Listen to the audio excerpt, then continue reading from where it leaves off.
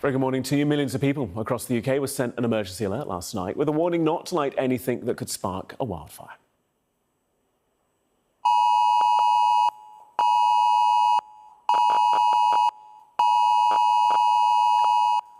A lot of people were caught off guard by the alert. It lasted 10 seconds, making that loud siren noise, even on phones that were set to silent. The alert warned against any sort of activity that could start a fire, using things like disposable barbecues. It was sent to people across the UK, including Wales, but initially only in Welsh there, which meant some people didn't know what was going on for several minutes.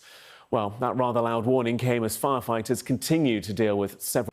Well, there you go. This is GB News Originals. I'm Emily Carver. Please do give this video a like and subscribe to our channel for more content like this. And do leave a comment. Let me know what you think. Fires across England and Wales. The PM said the UK is a tinderbox, but added we can't accept what's happening as the new normal. In Stourbridge, in the West Midlands, multiple homes have been either destroyed or severely damaged. Joining us now, Chair of the National Fire Chiefs Council, Phil Garrigan. Good to see you, Phil. Appreciate you sharing your time. Talk to us about the state of play at the moment. What's happening? Yeah, look, we've still got 3 major incidents declared across the UK. So 1 in Wales, 1 in Hampshire and 1 in Stourbridge, 1 in the West Midlands. So we've still got crews deployed into those areas, both at a local level, a regional level and a national level. So we're still in kind of high spate conditions. But as you'll be aware, we've had 11 major incidents declared over the course of the last kind of couple of days, the last 48 hours, which has stretched fire and rescue services resources considerably. And so every fire and rescue service in the country is still dealing with the threat of wildfire. And even last night, we had over 43 wildfires occur across the UK in the last 24 hours. So we're very much still in the thick of it, and we're very much still on the front line of climate change. How does this year compare, or does it not compare? No, it doesn't really compare. It's close to 2025 figures, but we've surpassed them, and it's only August. So we're anticipating it being considerably higher than it was in 2025, and that was the highest number of wildfires on record. If I kind of reflect back on my career in the Fire and Rescue Service, 2018, we had Saddleworth Moor, Winter Hill, significant incidents there, probably the first real kind of wildfire threat that we'd kind of experienced across the UK. Then you fast forward to 2022, hottest day of the year, 14 major incidents declared over that period, which we thought was unprecedented at that time. Then 2025, as I say, highest number of wildfires on record, but that has been surpassed in 2026. And to put that into context, since January, we've had 24 major incidents declared due to wildfire and the demands that's placed on the Fire and Rescue Service as a result. The Prime Minister is pledging to make sure you have the resources you need, and has kind of acknowledged that perhaps at the moment we don't have all the resources we need. What do you make of the comments that have been made by Andy Burnham in recent hours and recent days? Yeah, look, really welcome them, to be fair. I sat through the COBRA with the Prime Minister, where we focused in on the wildfire threat. I think it's acknowledged, it's understood, and I think we're seeing kind of really deliberative action from this government. We've already received about £1 million worth of investment to build a wildfire capability that we can deploy nationally. But I think more recent events has demonstrated that we're still a little bit behind that curve. And the kind of comments from the Prime Minister and the Secretary of State in respect of investment and reinvestment back into the Fire and Rescue Service is very much welcomed by Fire and Rescue Services the length and breadth of the country. If the PM was to sit down with you and say, Phil, I've got a blank cheque, I've got a chequebook open, and you can have whatever money, whatever resources you need, what would you say to him is your kind of ideal wish list? Yeah, look, first and foremost, over the course of the last 48 hours, there were times when we struggled to be able to provide the resources that fire and rescue services required. So we were getting requests for fire engines and firefighters predominantly to support firefighting operations in a number of locations across those 11 areas. And so first and foremost, we would want to see kind of investment to ensure that the capability, we've got the right people in the right place at the right time to deal with the kind of foreseeable threat, because it is foreseeable. This is the new normal for the Fire and Rescue Service. But we've also had kind of conversations about building on that national capability that's already seen some investment to A, sustain it, and B, enhance it, so we've got the ability to mobilise nationally to support locally. And we are also having kind of conversations and clear indication from government that they will start to explore the potential for an aerial firefighting capability to be able to be utilised across the UK to kind of be directed by fire and rescue services to support firefighting operations. Now, that might not be applicable everywhere, but it certainly would take some of the pressures off fire and rescue services and certainly would deal with fires in geographically difficult areas more effectively than we currently have available to us. And that was quite publicised during the Dunwich Heath situation, that the National Trust ended up kind of tendering, renting a helicopter to provide aerial assistance. From that respect, what would you like to see? Is this helicopter provision? Is this aircraft? Is this a mixture of the two? And how much support is there from government to give you that resource? Yeah, look, we've had very positive indications from government, and we need to kind of explore what is the most appropriate aerial firefighting capability for the UK. To recognise that the UK is not that similar in respect of the kind of the landscape to the likes of Greece, arguably even France and Spain. So we need to ensure that we are bringing in the right aerial capability to deal with fires.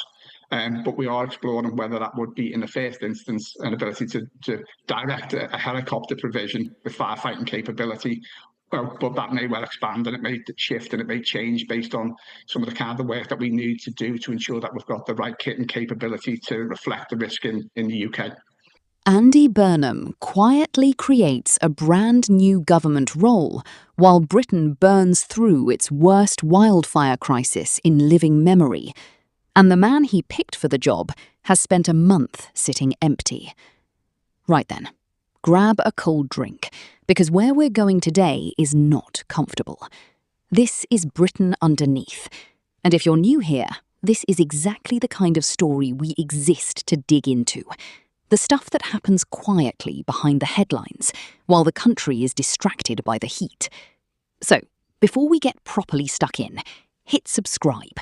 It costs nothing, it takes 2 seconds, and it means you never miss the next one. Right, let's dive in. Here's where we are. More than 1,000 wildfires. In 1 year, across Britain. Let that sit for a second, because this is not the country we grew up thinking of as green, damp, and thoroughly uninteresting when it comes to weather. This week alone, fires tore through Stourbridge in the West Midlands, destroying homes, gutting whole streets, and forcing the deployment of 100 military personnel to a blaze in South Wales. Prime Minister Andy Burnham stood in front of the wreckage and said something that should stop you in your tracks. He told broadcasters he'd never seen scenes like it in Britain. A house completely gutted, still smouldering, right in front of him. 37 fires burning simultaneously around the country. That's not a bad week. That's a warning shot. And here's the bit that should really make you sit up. In the middle of all this, the government finally announced a new role, a dedicated fire minister, and gave it to Baroness Blake of Leeds, sitting inside the Ministry of Housing, Communities and Local Government. Sounds sensible on paper, doesn't it? A government finally taking the fire crisis seriously enough to hand someone a dedicated brief. Except, dig one layer underneath, which again is exactly what this channel is for, and the picture gets a lot less flattering.